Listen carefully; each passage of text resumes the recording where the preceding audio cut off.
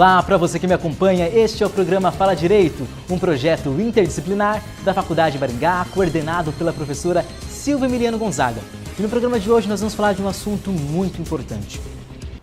Muitas pessoas encaram a internet como uma terra sem lei. Escondidos atrás de uma tela, aqueles que cometem crimes virtuais se sentem impunes e protegidos, ignorando que a legislação brasileira passa cada vez mais a incluir os delitos cometidos online no Código Penal.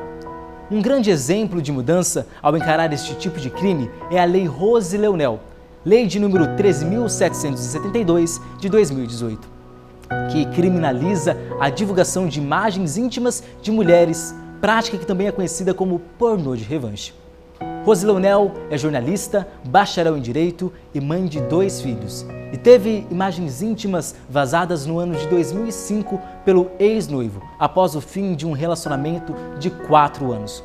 O conteúdo ele foi divulgado em sites do Brasil, do exterior, através de e-mails e, além disso, o homem divulgou também as imagens por meio de CDs que distribuiu na cidade de Maringá. O rosto de Leonel era muito familiar, conhecido, pois ela comandava um programa de televisão e era colunista social em um jornal de Maringá. Mas o resto de seu corpo era uma novidade apresentada pelo ex-noivo.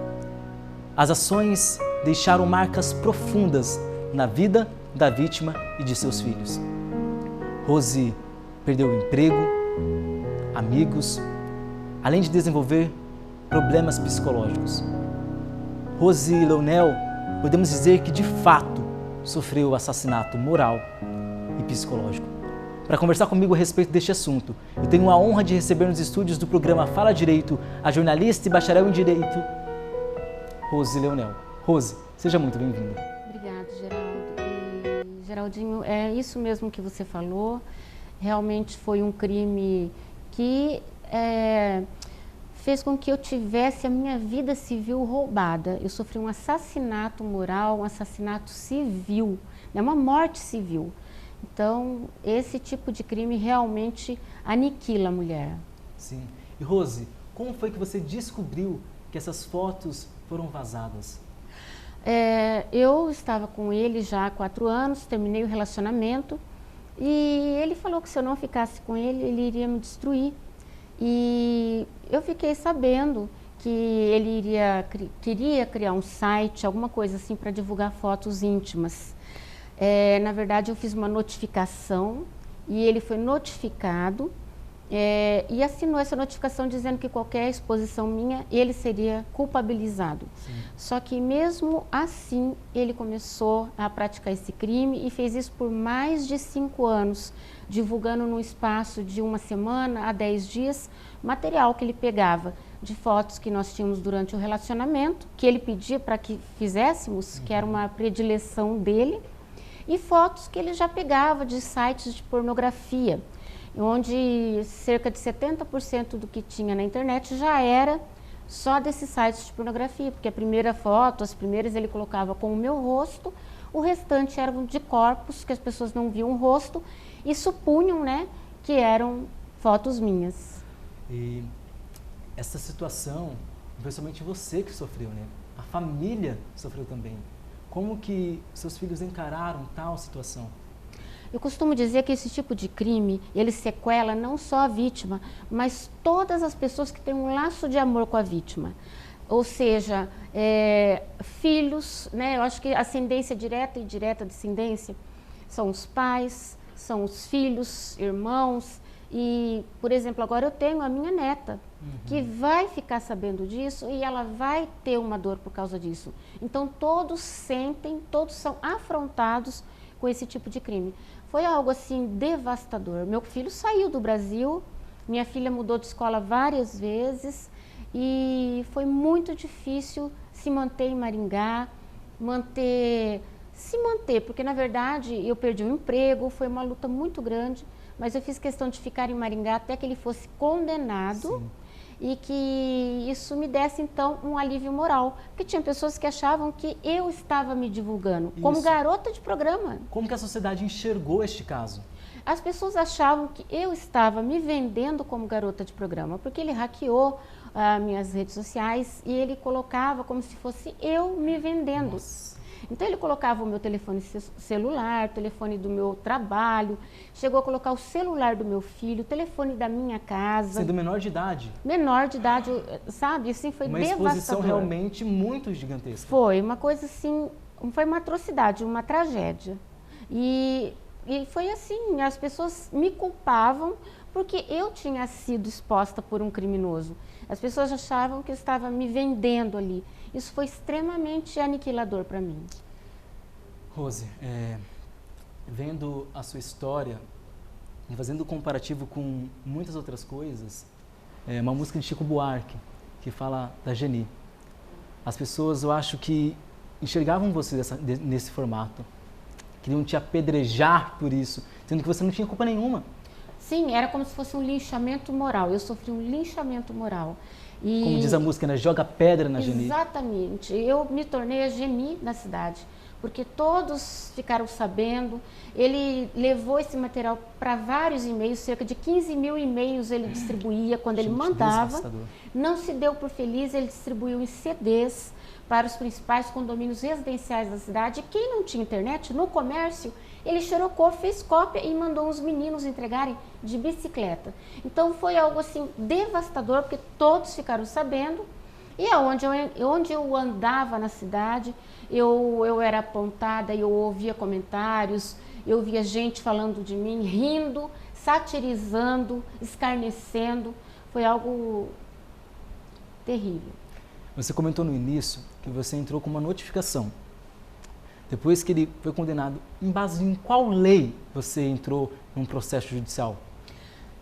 Depois disso que eu entrei com essa notificação, para evitar que ele fizesse essa exposição, porque isso iria responsabilizá-lo diretamente, nós entramos Foi difícil encontrar quem tivesse uma expertise digital há 16 anos atrás, mas entrei com um advogado que entrou com a causa no juizado de pequenas causas, como se fosse uma causa de pequena monta.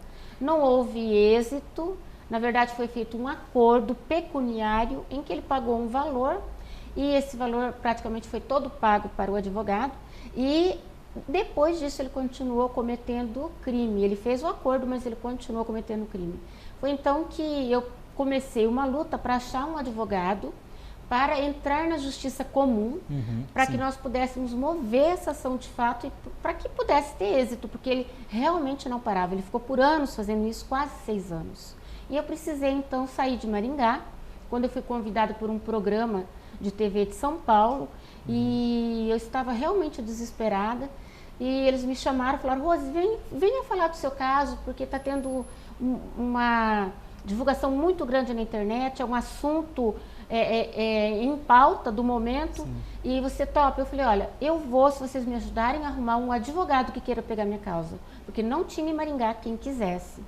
Precisei sair, fui para São Paulo, gravei o programa, foi rede nacional, foi ao vivo, na verdade, e tivemos então, graças a Deus, consegui um advogado e um perito digital, que é muito importante nesse tipo de caso.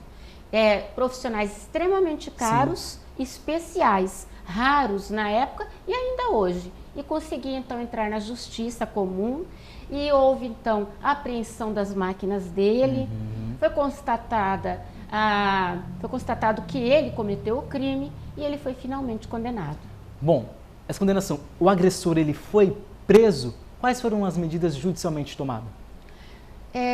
Eu fiz direito, isso mudou a minha vida, né? Eu fiz direito, eu montei uma ONG, uma instituição para dar conta de mulheres vítimas desse crime no Brasil e fora do Brasil. Já atendemos com a Marias da Internet brasileiros fora do Brasil e criamos a lei também, 13.772. Sim.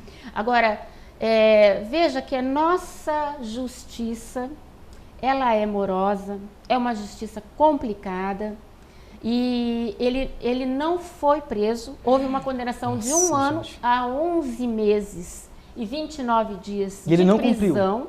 Ele não cumpriu porque até 2 anos pode ser, ele era réu primário, não é mais, mas até 2 anos ele poderia pagar multa, fazer o trabalho comunitário, enfim, ele não foi preso, não dá prisão mesmo, e restou então indenização de 30 mil reais. Somente 30 mil reais? 30 mil reais. Daí eu me pergunto, quanto custa a vida de uma pessoa, né? Sim. Porque esse tipo de crime aniquila, tira a vida da mulher. A mulher, ela é assassinada, né? Sim.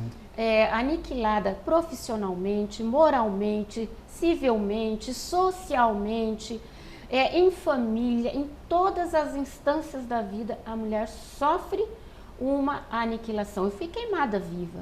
Sim. Durante esse processo que você estava passando, ele continuava fazendo chantagens emocionais para você? Na verdade, ele chegou aí na frente da minha casa, ficou por uma semana me perseguindo, 6 horas da manhã, ele chegava com o carro lá na frente, me acuando depois que as máquinas dele foram apreendidas. Minha filha também, ele foi na porta do colégio da minha filha, enfim, foi um processo lastimável, mas que ele parou a hora que saiu a condenação dele. Quando saiu a condenação dele, ele parou. Quando a mulher é vítima de pornô de revanche, ela sofre 3 dores, né, Rose? A dor da traição da pessoa que compartilhou o conteúdo, a vergonha da punição, a dor da punição social. Além disso, as vítimas desse tipo de crime são responsabilizadas pela maioria das pessoas. Quanto o agressor, ele é poupado pela sociedade. O conteúdo compartilhado pelo celular, ele pode ser usado para fazer chantagens, intimidar, constranger, e isso pode provocar danos irreparáveis. O repórter Renan Larini, em entrevista com a psicóloga Heloísa Passeri, traz mais informações sobre o assunto. Renan Larini. Sinais de amor ou de manipulação. Se você pensa que apenas pessoas muito ingênuas podem cair em uma chantagem emocional, você está totalmente equivocado. Para começar, precisamos entender o seguinte: o efeito da chantagem depende mais do manipulador do que da vítima. E precisamos entender também que a chantagem emocional pode ser bastante sutil e que em um relacionamento costuma ser confundida com sinais de amor. Difícil de acreditar, não é mesmo? Provavelmente você vai mudar de ideia após entender sobre a chantagem emocional. Estamos com a psicóloga Heloísa Passeri para falar um pouco mais sobre. Isso mesmo, Renan, como você disse. A chantagem emocional depende mais do agressor do que da vítima, certo? Muitas vezes a chantagem emocional é uma violência psicológica e ela está vinculada com o poder que aquele agressor quer desenvolver sobre a vítima. Então ele não quer terminar o relacionamento, ele quer que ela faça, no caso desse caso que a Rosa nos passou, ele quer que ela faça, que ele atenda os desejos dele, as demandas dele, né? Então, por conta disso, a chantagem emocional ela é muito cruel, porque ela vai pegando uma pessoa que está no teu relacionamento, que está contigo, que lhe conhece, que tem intimidade contigo, certo? E ele utiliza isso para o prazer dele. Então, ele acaba com a vítima, ele diminui a vítima, ele desfaz dela, ele enfraquece ela como pessoa. E quais são os danos causados à vítima após a exposição pornográfica na internet? Bom, a primeira é aquela questão da traição, de eu ter uma pessoa que eu estou vinculado emocionalmente, que eu tenho uma intimidade com ela e ela pega o conhecimento que ela tem, ela pega as imagens, o que ela sabe sobre mim e ela coloca isso para os outros, ela socializa essa informação, ela socializa, no caso da Rosa Leonel, ela socializou o corpo dela, né? E para toda a cidade, passou essas informações, então assim, desnudou a pessoa. Então, esvaziou ela enquanto pessoa, né? A segunda questão é, assim, aquela vergonha de você ter o seu corpo, a tua intimidade exacerbada, porque, assim, em um momento aquela pessoa tirou a roupa, conviveu com aquela pessoa e no outro momento aquelas imagens são socializadas, saem do contexto. Então, ela fica mais, assim, exposta mesmo, né? E a terceira questão é vinculada principalmente à questão social. Então, assim, como que uma pessoa tirou a roupa, ficou com outra pessoa, como é que aquelas imagens, né, Renan, que é de uma intimidade daquele casal, vai para a sociedade, com todo aquele aval que nós temos, que mulheres têm que ficar recatada, que a mulher tem que usar determinado tipo de roupa, que a mulher, de certa forma, ela está à disposição do parceiro, daí o parceiro pega essa informação, essa imagem e passa. Então, assim, ela é violada mesmo na sua intimidade, as pessoas se apropriam do corpo dela. E isso causa muita tristeza, muito sofrimento, esvazia a pessoa. O primeiro sentimento que umas pessoas mesmo já passaram para nós é de pensar, de tirar a vida para não ter que passar por isso. Porque além de pegar a questão do indivíduo, do corpo do indivíduo, ainda pega todos esses relacionamentos. Então, assim, no trabalho eu sou violada, no meu relacionamento, meus vizinhos, quando descem no elevador, vai me olhar e falar, nossa, eu vi tal coisa, eu vi tal situação, né? Então, assim, é muito difícil. E se a gente tem filhos, é mais difícil ainda. As mulheres que passam por isso sabem que o tempo todo tem que ficar explicando para os filhos o que aconteceu, como é que está na escola, né? Fica sendo apontada. Então, é um processo muito difícil, certo? E para nós, na psicologia, a gente considera que é uma situação, assim, não diria irreversível, mas uma situação que ela continua. Então, não é assim, só agora que aconteceu essa violência e isso acabou. Então, volte e meia, você vai voltar e vai lembrar daquele momento, uma pessoa que você teve uma intimidade, que você gostou, que você dividiu momentos de felicidade, nesse momento acaba com você, te esvazia como pessoa. É um trauma que fica para sempre, né? Para sempre. Ele vai diminuindo à medida que as leis vão desenvolvendo, que vai garantindo direito para as mulheres, mas a gente sempre fica com aquela dúvida, com aquelas coisas. Vai aparecer uma imagem amanhã de manhã? Eu vou ser exposta a isso novamente? É uma insegurança que vai passando da vida da pessoa e vai interferir também nos relacionamentos, no trabalho, na carreira da pessoa. Mas a lei está aí, ela ajuda a gente a nos defender, a nos fortalecer enquanto pessoa e também enquanto sociedade, porque todos nós temos que estar cobrando essas ações, todos nós temos que estar cobrando, né, de cada um da sociedade, sim, de como agir de forma correta, de até como a Rose está nos orientando, de como proceder quando a gente sofre tal de violência, quais os caminhos a seguir e saber que tem pessoas aí, profissionais, que podem nos auxiliar, que podem nos acompanhar, que quando dá aquela balançada, daquela insegurança, daí tem a psicologia, tem os apoios que vão estar fortalecendo a mulher. Obrigado, Renan, pelas informações. Bom, nós estamos indo para o intervalo comercial e daqui a pouco nós estamos de volta trazendo esse assunto muito relevante nos dias de hoje. Não é apenas mais uma aula, é viver a experiência profunda da prática profissional. A gente estuda e estuda muito, com os melhores. A gente pratica, mexe nos equipamentos, faz ajustes no estúdio, encara as câmeras, aprende tudo o que precisa para ter a melhor performance na telinha ou na telona. E claro, a gente se diverte. Isso é um pouco da vida na comunicação.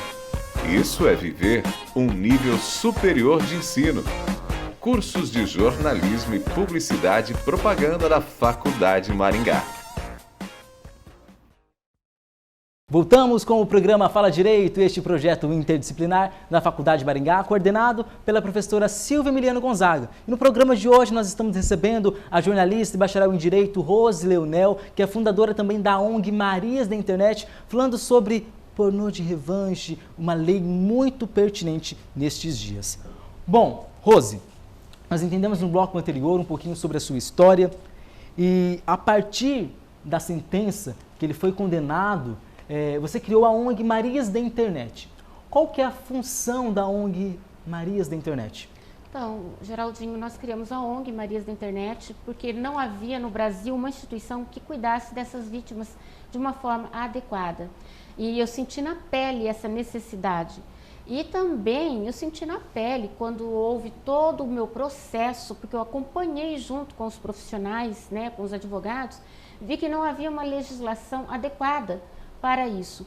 Porque embora a divulgação de imagem íntima não autorizada seja imoral, ela não era crime. Uhum. Até então não era crime. Então foi bastante difícil encaixar, caiu naquela situação de calúnia e difamação. E foi difícil, mas conseguimos a condenação dele. Mas não foi uma condenação por divulgação de imagem íntima não autorizada. Foi uma simples calúnia e difamação, como se fosse um crime de pequena monta. E nós criamos então essa ONG para dar essa guarida, esse apoio, esse suporte para essas mulheres no Brasil e fora do Brasil, e também fomos atrás de formalizar, de lutar pela criação de uma lei que criminalizasse a pornografia de revanche. E foi, graças a Deus, aprovada, né, em 19 de dezembro de 2018, e é um avanço porque agora sim é crime. Divulgar, registrar imagens íntimas não autorizadas é crime. Mudamos o Código Penal e alteramos a Lei Maria da Penha. Isso sim é motivo de nós comemorarmos. Agora é cadeia para esses agressores. Rose, qual que é o primeiro passo que deve ser tomado quando ocorrer esse tipo de crime?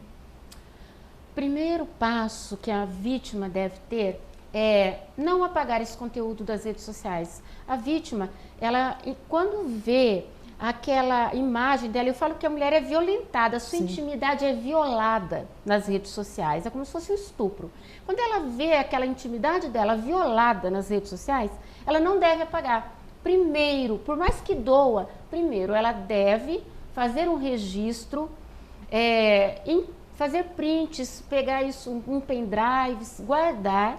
E ela deve fazer também uma ata notarial, ir no cartório pedir uma ata notarial. Fez esse material, faça boletim de ocorrência, leve esse material, print junto lá com o agente lá que está te atendendo na delegacia, quando você fizer o boletim de ocorrência, daí sim devem ser tomadas as devidas atitudes, né, para que esse conteúdo possa ser retirado. Então existe sempre essa preocupação da vítima em retirar, mas só depois que fizer a ata notarial, fizer prints e guardar em arquivos próprios e fizer o boletim de ocorrência. Bom, como nós já comentamos anteriormente, o seu caso ele virou projeto de lei, a Lei 13.772. E quais são as medidas tomadas para quem comete este crime? Na verdade, ela virou lei, o projeto de lei virou lei, e as pessoas, quando forem tratar desse assunto, elas precisam entender que agora é crime sim, compartilhar é crime. Esse tipo de lei acoberta não só a mulher, mas também o homem. Sim. Né? Então nós temos essa lei, que é a Lei Rose Leonel, 13.772, e temos também a Lei da Importunação Sexual, que foi aprovada em setembro também do mesmo ano, em 2018. Então, junto com todas esse arsenal que nós temos, o advogado consegue fazer um enquadramento e consegue buscar a punição desse infrator, né? Então, eu digo que essa lei já foi um avanço, embora eu tenho planos, né, de trabalhar, eu tenho vontade de trabalhar em aumentar as penas para esse tipo de crime. Na minha opinião, esse crime é um crime hediondo, né? E essa lei dá suporte para que os advogados possam demandar em juízo e conseguir que a justiça seja feita para a vítima.